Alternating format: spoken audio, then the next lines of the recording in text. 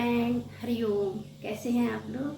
I hope आप लोग अच्छे होंगे, स्वस्थ मस्त होंगे। मैं भी बहुत अच्छी हूँ। फ्रेंड, शरद पूर्णिमा 16 अक्टूबर दिन बुधवार को पड़ रही है। सबके मन में यही चल रहा है कि कुछ नया करें तो क्या करें।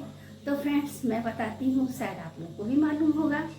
फ्रेंड्स, सबसे पहले मैं आपको एक कहानी सुनाऊंगी जिससे आपके मन में जो भी संशय भ्रम चल रहे हैं सब दूर हो जाए।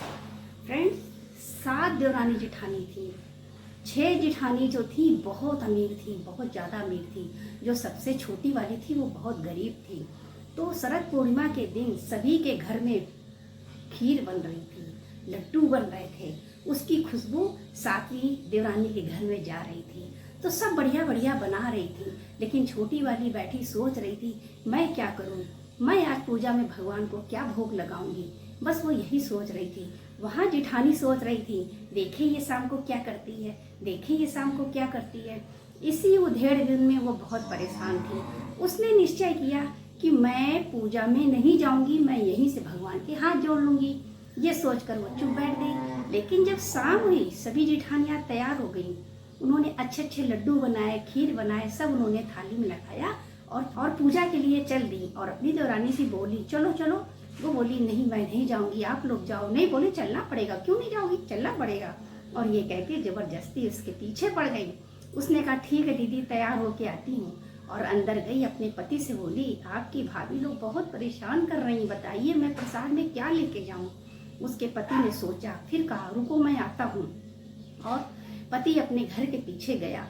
एक सीताफल का पेड़ लगा था, उसने वहां से 7 सीताफल छोटे छोटे ले आया और थाली में सजा के ऊपर से कपड़ा डाल दिया और बोला, तुम ये लेके जाओ, खोलना नहीं, सबसे बाद में पूजा करना। बोली, हाँ हाँ ये ठीक है। जब वो लोग पूजा में गई तो जेठानियां बड़ी होशियार थी। उनको ये देखना था कि ये क्या लाई है। इतनी उत्सुकता थी कि बोली, तुम पहले पूजा करोगी, तुम पहले पूजा करोगी। वो बोली, नहीं नहीं, आप लोग बड़े हैं, आप लोग पहले पूजा कर लो। बोली, नहीं, तुम पहले ही पूजा करोगी, मैं कह रही हूँ तुम पहले पूजा करो। ये कह के उसने पंडित जी के सामने उसकी थाल रख दी। पंडित जी ने थाल का जैसे ही कपड़ा हटाया, देखा कि सोने के 7 लड्डू बड़े बड़े से। सभी जेठानियों के मुंह उतर गए, हक्का बक्का। रे, इसके पास तो प्रसाद बनाने के पैसे नहीं थे, ये लड्डू कहाँ से लेकर आ गई। बहुत परेशान। तो वो भूल गई और दौड़ी गई पति के पास। क्यों, जाओ अपने छोटे भाई के पूछो, जाओ छोटे भाई से पूछो कि लड्डू कहाँ से सोने के आए, कहाँ से लाया है। भाई ने भी सोचा कि हाँ, ये लड्डू कहाँ से लाया है। तुरंत दौड़ा गया, भाई से पूछा, कि बे ये लड्डू कहाँ से लाया, सोने के, चोरी की।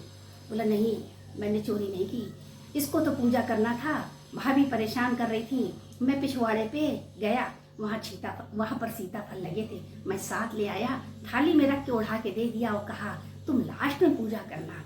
उन्होंने बोला, अच्छा। अब तो जेठानियों को बड़ी कुलबुलाहट हुई, बहुत कुलबुलाहट हुई।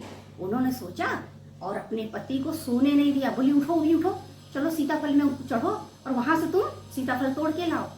इतना कहने के बाद उन्होंने सबने अपने पतियों को उसमें चढ़ा दिया। जैसे ही पति ऊपर गए, वहां सांप ढेर सारे सब उतर के आए और भाग गए अपने अपने बिस्तर में। और छोटी वाली देवरानी के घर में अब तो धन दौलत की कमी नहीं थी। अब तो वो ऐसी थी, क्योंकि उसके दिल में अपनी जेठानियों के लिए ना कोई जलन थी, ना कोई राग देश था। वो तो बस केवल भगवान के प्रेम में थी और यही कह रही थी, मैं यहाँ से ही बैठ के भगवान के हाथ जोड़ लूंगी। रात में चंद्रमा निकलेगा, मैं पानी रख दूंगी, वही बस हम लोग प्रसाद में ले लेंगे। देखिए, हमारे अंदर शांति होनी चाहिए और चंद्रमा शांति का प्रतीक है। जब शरद पूर्णिमा में चंद्रमा निकलेगा तो वो शांति का प्रतीक है। आप वहाँ पर खीर रखें, पानी रखें, कुछ भी रखें, वो प्रसाद ही बन जाएगा। क्योंकि चंद्रमा की किरणों से जो अमृत फल गिरता है वो खीर में आके प्रसाद बन जाता है। चंद्रमा के अंदर 16 कलाओं का गुण था और 16 कलाओं का जो भी किरणें निकल रही थी वो सीधे खीर में गिरती हैं और उसको जब लोग खाते हैं तो लोगों की बीमारी, परेशानी, दुख मुसीबत चला जाता है, रोग दूर हो जाते हैं। और जो लोग घर पे नहीं हैं वो लोग ये पूजा पाठ करना चाहते हैं, जैसे बाहर बच्चे या कोई टूर पे गया, उसका मन है तो क्या कर सकता है, 1 गिलास ले ले, थोड़ा दूध डाल ले, चावल बने हुए डाल ले, चीनी डाल के चंद्रमा के नीचे रख दे, रात भर वहाँ किरणें पड़ेंगी, सुबह चढ़ाइए, आपका प्रसाद हो गया। आपको मालूम है ये प्रसाद कैसा होना चाहिए? जो आप ये खीर बनाएंगी कैसी होनी चाहिए कि खीर खीर लगे, भात नहीं लगे। अगर भात आपने बना के चंद्रमा के नीचे रख दिया तो उसकी जो किरणें हैं वो डीपली में नहीं घुस पाएंगी, और चंद्रमा की किरणें डीपली में घुसनी चाहिए। वो कैसे घुसेंगी? जब आप खीर को लिक्विड बनाएंगे, मतलब जैसे कि आप डाल देंगे ऐसे से, मतलब घुल जाएगा। इस तरह से खीर आपको बनानी है, गाढ़ी नहीं बनानी, माना भात नहीं बनाना है, लिक्विड बनाना है, जिससे चंद्रमा की जो भी किरणें निकले नीचे सतह तक चली जाए। तब उस प्रसाद की बात ही अलग है। अगर किसी को मंत्र का जाप करना है तो वो इस दिन रात में चंद्रमा के नीचे बैठकर अपने जाप कर सकता है। कुछ लोग लक्ष्मी जी के भी पुजारी होते हैं, वो लोग लक्ष्मी जी के भी मंत्र जाप कर सकते हैं। लक्ष्मी जी इस दिन धरती पर घूमने आती हैं, और जो लक्ष्मी जी का नाम लेता है तो लक्ष्मी जी बहुत खुश हो जाती हैं। जो लोग लक्ष्मी जी के 8 नामों को लेता है, लक्ष्मी जी उनसे बहुत खुश हो जाती हैं और उनके घर में अन्नपूर्णा का वास बना रहता है। तो वो लक्ष्मी जी के 8 नाम कौन से हैं, मैं आपको बताती हूँ। लक्ष्मी जी के 8 नामों को जो लेता है तो लक्ष्मी जी बहुत खुश हो जाती हैं। 8 नाम क्या हैं? राजलक्ष्मी, वैभव लक्ष्मी, कमला लक्ष्मी, संतान लक्ष्मी, जय लक्ष्मी और लक्ष्मी धन लक्ष्मी। हमने इन 8 नामों का ध्यान किया, माता को याद किया, माता बहुत खुश हो जाएंगी। माता होंगी वहां तो धन ही धन बरसेगा। इसलिए फ्रेंड्स, मन में कोई शंका ना करें, कोई संशय ना करें कि मेरे घर दूध नहीं है, मेरे घर मेवा नहीं है, तो मैं खीर कैसे बनाऊं। भगवान तो प्रेम के भूखे हैं, आप उनको प्रेम से भोग लगाएं तो ले लेंगे। लेकिन इस समय तो आज का दिन ऐसा है, आपको किसी चीज की जरूरत नहीं। लेकिन हाँ, एक मन में एक बात रहती है कि खीर बनती है, इसलिए आज के दिन सभी के घर से खीर की महक आती है, भगवान भी खुश होते हैं। खीर जब बनती है तो ये खीर हो सके तो थोड़ा सा गाय का भी दूध डाल दिया जाए और थोड़ा सा घी डाल दिया जाए तो खीर महाखीर बन जाती है, माना महाप्रसाद बन जाता है। आप जानते हैं ना गाय के घी की क्या महत्ता है। एक उपाय है जो मैं आपको बताती हूँ, इसको करने से हमारे घर में सुख और शांति आती है। अगर आपको अच्छा लगे तो जरूर करिएगा। फ्रेंड, जो घर का मुखिया है वो सुबह उठे, स्नान आदि करे, गंगा जल पूरे घर में छिड़के और 1 लोटा जल और थोड़ी सी हल्दी और थोड़ी सी रोली लेकर शिव जी के मंदिर पे जाए। वहां पर जाने के बाद शिव जी को लोटे से जल दे। जब वो लोटे से जल दे तो आधा लोटा रह जाए, अपनी लिंक ना तोड़े, माना धारा ना तोड़े। वैसे ही वो अशोक सुंदरी को भी जल चढ़ाएं। उसके बाद चढ़ाने के बाद मनी मन शिव जी से मनोकामना अपनी कहें। फिर उसके बाद आप अपनी उंगली उठाएं, उंगली से हल्दी वाली में डालें और वहां पर आप एक टिक्की लगा दें। किनके लगाना है? अशोक सुंदरी के एक टिक्की लगा दें। फिर पोछनी नहीं है आपको, पहले आपको हल्दी से लगानी है, फिर आपको इसी उंगली से रोली से उनके बगल में लगानी है। उनके ऊपर नहीं लगानी, बगल में थोड़ा सा लगा देनी है। माता से प्रार्थना करनी है, हे माँ मेरे दुखों को काटो, मेरे घर में सुख की वर्षा करो, आज से हमारे दिन बदल जाएं। आपको मालूम है अशोक सुंदरी कल्प वृक्ष कन्या है, जो भी मांगेंगे आपको मिलेगा। आपको मालूम है अशोक सुंदरी कौन है?